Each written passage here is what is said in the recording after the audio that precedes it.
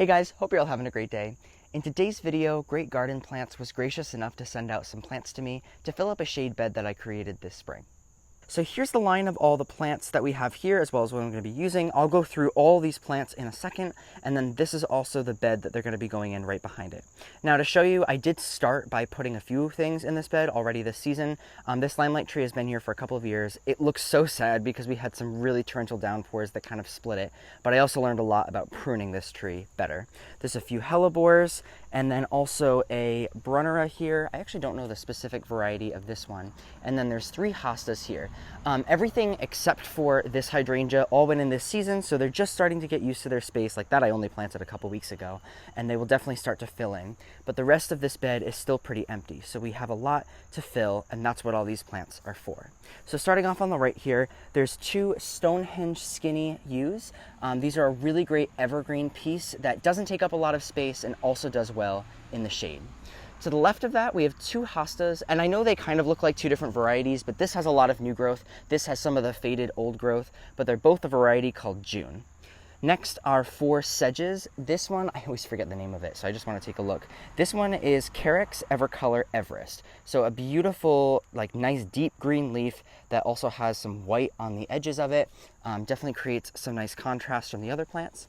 And then the last 2 over here are a Miss Piggy Pigsqeak. So this will bloom in the springtime. And then a Kodiak Fresh Diervella, a nice shrub that does very well in the shade. I'll go over all the information on these once they're in place, because I think it makes more sense if you can kind of see where everything is and then how it's all going to lay out. And these are the 2 things I'll be mixing in with the holes of each one of these plants today. I just have some composted cow manure and then also some Biotone starter fertilizer. And with that, let's get planting.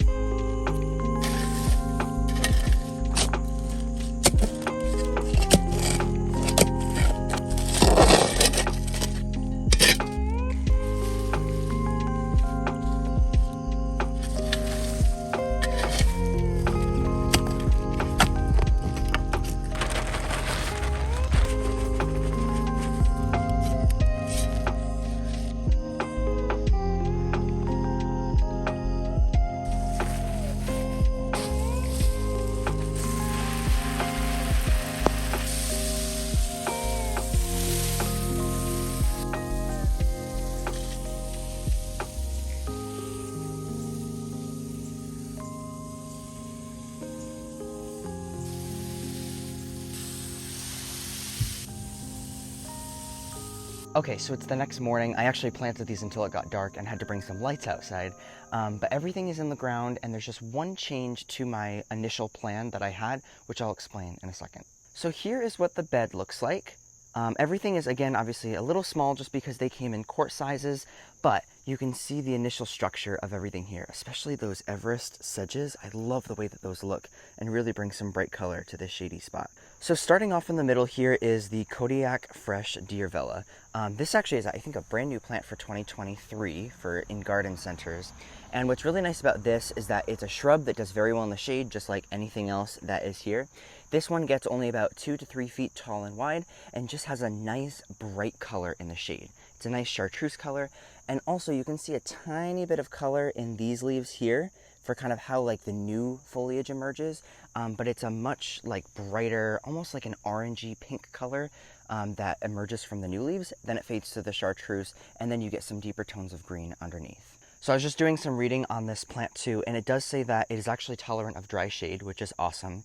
It is a native plant to North America, and it's also deer resistant. So there's a lot of boxes that this plant checks if you're looking for a shady garden plant. So definitely one that I'd recommend. And I know there's a couple others too. There's like Kodiak Orange, Kodiak Black, but I really like the fresh one. I think it works well for this space. And also to mention that it's hardy in zones 3 through 8. Now on either side of the Kodiak Fresh are going to be the one evergreen piece, although I guess the sedges are kind of evergreen too, but this is the main evergreen piece. So these are called Stonehenge Skinny. You may have heard of Stonehenge before, but this is an even like tighter version of it that stays nice and small. So again, pretty small to start off, but this will end up getting 6 to 8 feet tall, but only a foot wide. So definitely a nice space saver in a shadier space. And I will say that this bed only gets about 3 feet wide. So it's perfect to have something as like a nice evergreen in the backdrop. It also naturally is going to have more of a modern look to it because it'll be like a nice pillar. It's almost like a great shade plant if you like a sky pencil holly, but if you need something that's going to do well in the shade. These are hardy in zones 4 through 7, and out of any evergreen used, I think are probably the most shade tolerant. So I think they're going to do pretty well. A lot of people planted yews in like the 80s in our area, and they really like our climate, so I'm hoping that these two are going to do well too. Now, I'm also not planning on cutting back. I might cut this back just because that's kind of growing out sideways, but I might cut it to like here. I kind of just want to let them do their thing for the first year before I do any type of pruning on it. Now next up on either corner here and then over here, this is the variety June, which I mentioned at the beginning of the video. This is actually one of my personal favorite varieties. This one only gets about 15 inches tall, 20 inches wide, so a little more tamed for a hosta. I'd say it's kind of in the medium to small category. And this one is hardy in zones 3 through 9, but I just love the brightness that it adds. It seems to contrast nicely with that Kodiak Fresh Diervella. They have kind of a similar color. But then if I go back over to this other one, which I think I showed you too, you can see as the blooms, or not the blooms, but the leaves age, they get a little bit more of a deeper green, but nonetheless still a nice fresh look to it. And I think that these are probably going to double in size next year. All right, and then the last thing I have in this bed here are 4 Evercolor Everest sedges. So I'll get kind of a close-up so you can see how beautiful the foliage looks on these plants. These will get kind of about the same size as the hosta, so about 15 inches tall, 24 inches wide. And I did this kind of as a nice like front border, which is also, I think, semi-evergreen. I want to say that it's kind of considered an evergreen, but I know since we're in a more colder climate, I think zones 5 through 9 on these plants. A lot of sedges and other plants like that say that they're evergreen, they look okay, but then by the end of the winter, they do look kind of tattered. So I'll end up probably just cutting the whole thing back to like an inch or two off the ground and then just let the fresh growth grow. So that's what my plan is for that. But you can see that there's 4 of them right here. They do kind of go in a little bit. It almost has like a swooping motion. And part of that reason is because I was going to put the Miss Piggy Pigsqeak here, but I started digging and I didn't realize that there's like a massive boulder underneath this and not something I could take out with a shovel. So I figured, you know what, there's plenty of root room for the sedges and then also for the Diervella, but I couldn't go more than like this deep for the Miss Piggy Pigsqeak. So I found a different spot for that, and I'll show you that in a second. So this Pigsqeak here, I ended up planting in this back area. So if you're familiar with the garden, I have the arborvitaes here, the red osier dogwoods, and Amsonia. And then if I pull back this way, this is where the Oculus draconis pine is. I've got heucheras, all that good stuff. But I still have, you know, stuff that I can fill in for this area, just a few more spaces at least. And I figured this would be a good spot. It's shaded for the most part of the day by this massive river birch, but it is more of like a filtered shade situation. And I noticed on the website, it mentioned that this is, first of all, hardy in zones 3 through 9. It'll naturally get, I think it's like 15 to 24 inches tall, or maybe around like 18 inches probably, and then it'll get like 28 inches wide. So it'll actually be pretty big, probably take up this entire space, because I would say this is almost about 3 feet here from the fence to the end of the bed.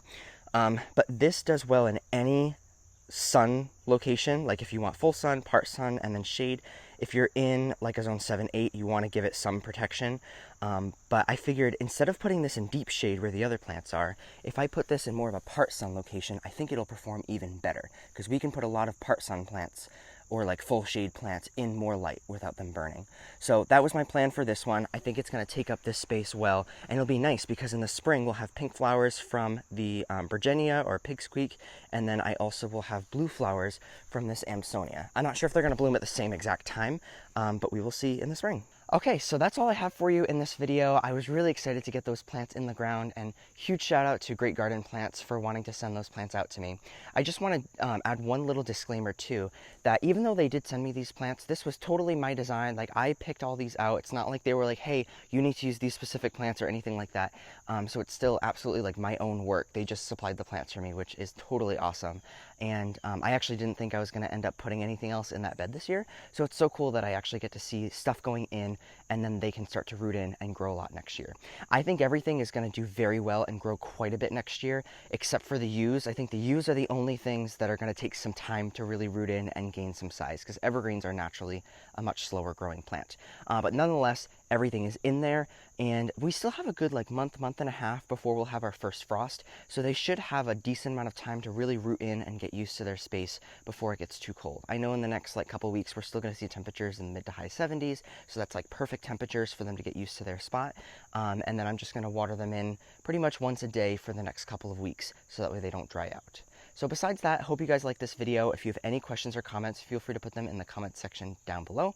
I'm going to link Great Garden Plants website if you want to check them out. They've got a ton of stuff on there, a lot of stuff that you can't find at garden centers. So go check them out. They have an Instagram account if you want to check that out as well. Tell them I said hi. And besides that, hope you guys like this video, and I will see you in the next one.